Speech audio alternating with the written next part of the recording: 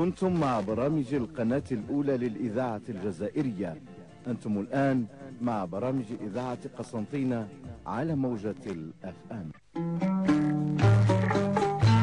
22 دقيقة بعد 5 مساء عدنا بأسماع حضراتكم لإذاعة قسنطينة الجهوية. نحيي كل أحبتنا في كل مكان ونجدد التحايا لكل من كان معنا من 6:40 صباحا. إذن موعد فلكي ينتظره المهتمون بعالم المجرات والفلك. أنا واحدة منهم. المجلة العلمية هكذا نادي المعرفة. يلا هذا كنا قاعدين نتناقش أنا وبكير على نادي المعرفة. إذا بكير ونادي المعرفة مع الزهرتين أحلى من كوكب الزهرة. يلا.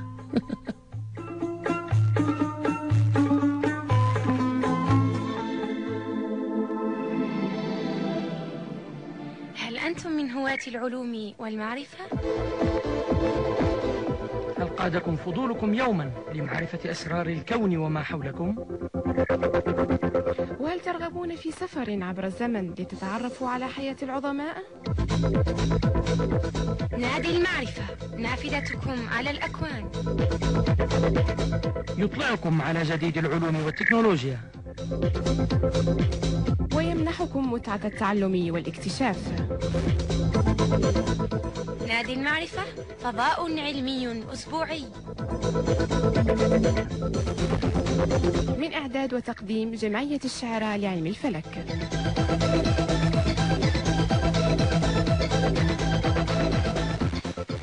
على درب الشعراء نلتقي، ومعكم نتعلم ونرتقي.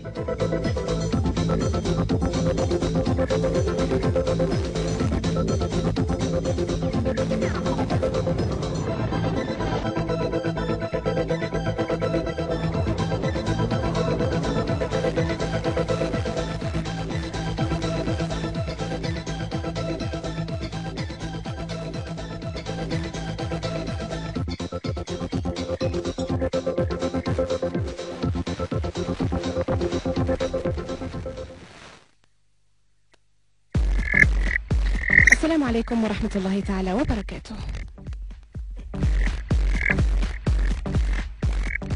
نرحب بكل المستمعين الأفاضل الذين يلتقطون أمواجنا عبر إذاعة قسنطينة الجهوية، ونرحب بكل الأوفياء لنادينا نادي المعرفة. إذا نادي المعرفة فضاؤكم العلمي الأسبوعي يعده ويقدمه لكم شباب جمعية الشعراء لعلم الفلك. ساعتنا باستديوهاتنا تشير إلى الدقيقة 25 بعد 5، وبرنامجنا العلمي مستمر معكم إلى غاية الساعة 6 بإذن الله.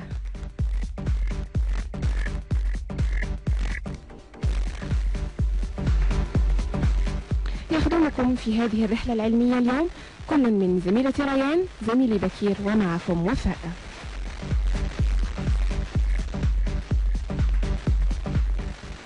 وفي جعبتنا اليوم نتعرف في ركن الشخصية العلمية هذه المرة على عالم فارسي جاءنا من القرن التاسع ميلادي. هو عالم فلكي مشهور، عرف كأول فلكي يدرس بقعة أندروميدا، أو كما نسميها في عصرنا الحالي مجرة أندروميدا. في موضوعنا العلمي سوف نغوص إلى أغوار الكون ونحلق بعيدا وبعيدا جدا بين المجرات. ركن الفلكي الصغير مع زميلتنا ريان وما اختارته لنا لهذه الأمسية. وأخيرا قاموسنا العلمي الفلكي.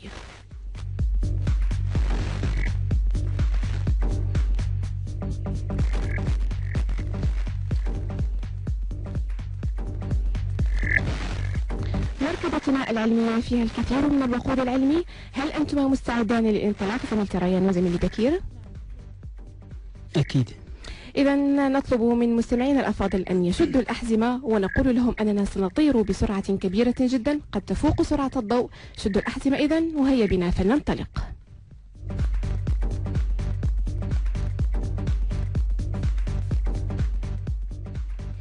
الشخصية العلمية مستمعينا الأفاضل، سوف نتعرف اليوم على شخصية فذة برزت في علم الفلك. هي شخصية عبد الرحمن الصوفي.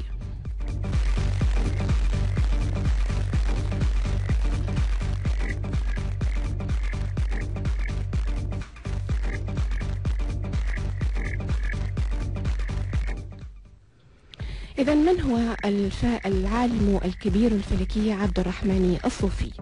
هو عالم فلكي مسلم من القرن التاسع الميلادي، اسمه بالكامل أبو الحسن عبد الرحمن ابن عمر الصوفي المعروف بالشيرازي.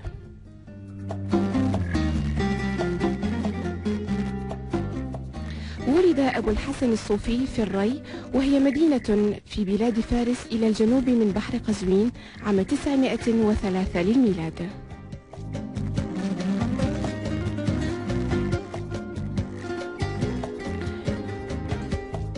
كان الصوفي بارعا في الرصد الفلكي، وكان يحدد مواقع وأقدار النجوم بالرصد أي بالنظر والعيان.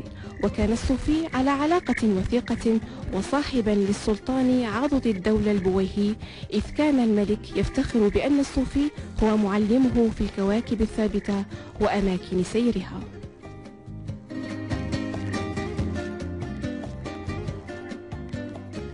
وللصوفي شهرة عالية في الفلك في بلاد العرب والمسلمين وفي العالم الغربي أيضا، وقد وضع كتابه الشهير صور الكواكب 48، وهو كتاب مصور رسمت فيه البروج 48 ووضع لها جداول،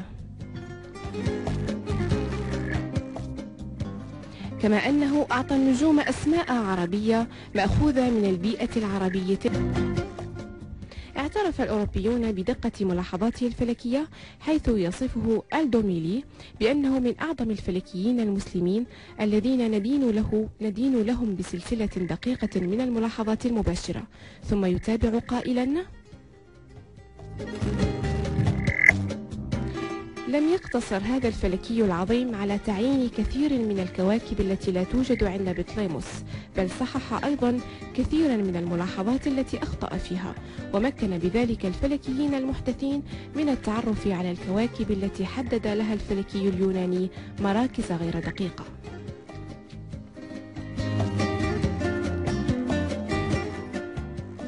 كان الصوفي أول من لاحظ سحابة سديمية وسماها اللطخة السحابية، وهي في الحقيقة مجرة المرأة المسلسلة، كما أنه أول من اكتشف تقهقر الاعتدالين، وبين أن نقطة الاعتدال الربيعي تتراجع بمعدل درجة واحدة كل 66 عاما.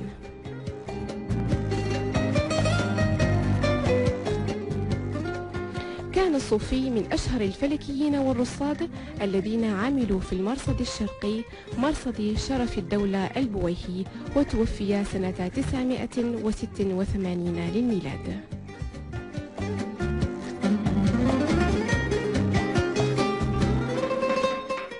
طبعا توفي هذا العالم الكبير بعدما خلد اسمه بأحرف من ذهب في سجل التاريخ العلمي الكبير. أليس كذلك زميلي بكير؟ فعلا أخت وفاء، يعني فعلا هذه الشخصية العظيمة التي أسهمت وقدمت إسهامات عظيمة لعلم الفلك. ولا بأس أن نضيف أيضا أخت وفاء بأنه يعني إسهامات علماء المسلمين عموما يعني ليس فقط أنهم ترجموا العلوم القديمة من الهنديين والإغريق والكذا، ورغم أنه عمل عظيم، ونحن الآن لدينا إشكال كبير في ترجمة العلوم الحديثة. يعني مجرد عملية الترجمة ضخم، أضيف لها التصحيح والتنقيح والتعديل كما تفضلت الآن، مثلا صحح على بطليموس وعلى العلماء الآخرين. يعني فعلا إسهامات عظيمة جدا يجب نحن كمسلمين أن نفخر بها ونحاول استعادة أمجادنا في العصر الحاضر الآن. أكيد زميلي بكير، شكرا لك زميلتي وفاء. فعلا كان هذا عالما فذا، نعم، من أفذاذ علمائنا المسلمين، وشمعة من الشموع التي أضاءت تاريخنا العلمي بإنجازاته الرائعة، وذكراه أكيد ستبقى حية وخالدة في ذاكرتنا طول الوقت. فعلا ريان، ننتقل معكم مباشرة إلى موضوعنا العلمي، وسنحلق بمركبتنا العلمية بدءا من استديوهات إذاعة قسنطينة من كوكب الأرض، وسنطير بسرعة كبيرة جدا جدا تفوق سرعة الضوء لنصل إلى عمق الكون.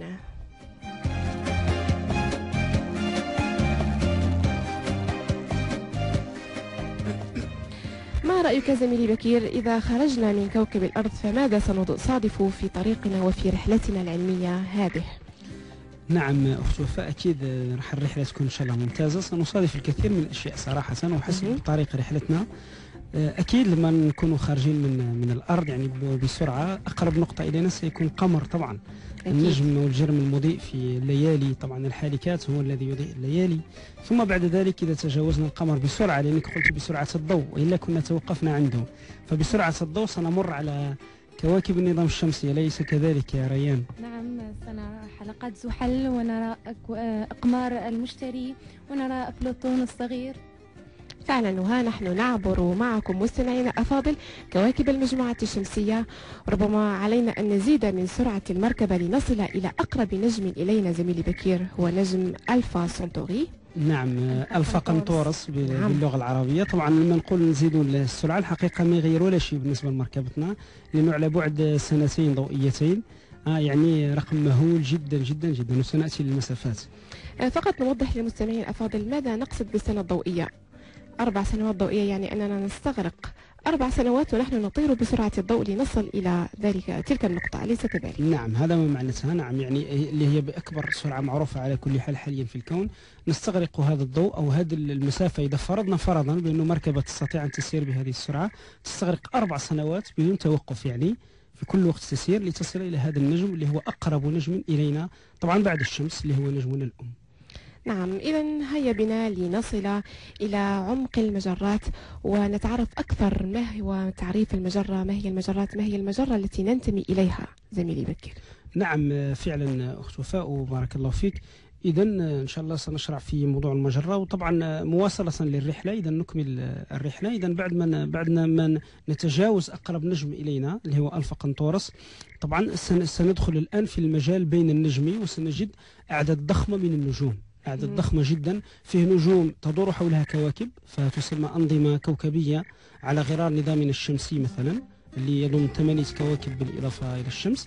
وفيه أيضا نجوم أخرى يعني تكون وحدها في الفضاء، ليست لها مرافقات حولها، وربما في نجوم حولها مادة تحوم حولها أو غبار أو غازات إلى آخره. إذا لما نجمع الآن هذا العدد الضخم، يعني لو نخرج بمركبتنا سنجد أو سنصل إلى مستوى المجرة، ما يسمى بالمجرة. والمجرة تعريفا يعني يعرفها علماء الفلك ببساطة هي هذا الكم أو التجمع الهائل جدا من النجوم. نعم، تجمع ضخم جدا من النجوم، طبعا بما يحويه من غازات وغبار وسدم وإلى آخره. السدم هي الأماكن اللي تولد فيها النجم، يعني الحاضنات النجوم إذا جاز التعبير. كل هذا التشكل الضخم جدا السماوي يسمى مجرة باختصار. لأن باختصار المجرة هو هذا التجمع الهائل جدا من النجوم، والذي يكون برتبة عشرات الملايير من النجوم، بل يصل إلى مئات الملايير، على غرار مثلا مجرتنا مجرة درب التبانة اللي فيها حوالي 100 مليار نجم. يعني نجمنا هو نجم متوسط، فيه نجوم أكبر منه وفيه نجوم أقل منه. فتصوروا لكم أن تتصوروا مستمعين الكرام، تصوروا هذه الأرقام الهائلة جدا، يعني 100 مليار نجم، عدد مهول جدا فعلا. إذا كوكبنا ينتمي إلى مجموعتنا الشمسية، مجموعتنا الشمسية هي جزء من مجرتنا درب التبانة، أليس كذلك؟ نعم، هذا هو أخت وفاء. إذا حتى نضع أنفسنا في المجرة، أين نقع؟ نعم أين حتى نقع، نعرف بالضبط أين نقع. نعم، أين يضع نفسه. إذا نحن نعم نقع في هذه اللي تسمى المجموعة الشمسية. إذا تابعون لنجمنا الشمس اللي هو معروف، والذي يقع في أحد أطراف هذه المجرة. إذا مجرتنا ضخمة جدا، نحن نقع على أطراف هذه المجرة. نعم، على إحدى هذه الأطراف. نعم، إحدى هذه الأذرع. نعم، اللي تسمى علميا أذرع المجرة، أطراف المجرة. أتحدث عن أذرع المجرة. طبعا تسمى أذرع لأنه فعلا في الصور ربما كثير منا شاهدها في الصور، عبارة عن أذرع. المجرة تدور حول مركزها وفي أذرع تدور حولها. الشمس والنظام الشمسي. طبعا نتحدث الآن عن النظام الشمسي برمته، متواجد حول إحدى هذه الأذرع، ويبعد بحوالي 30,000 سنة ضوئية عن المركز. تصوري الآن وفاة منذ قليل نتكلموا عن السنوات الضوئية، الآن آلاف السنوات الضوئية، يعني أرقام هائلة جدا جدا جدا فعلا، يعني مسافات ضخمة جدا.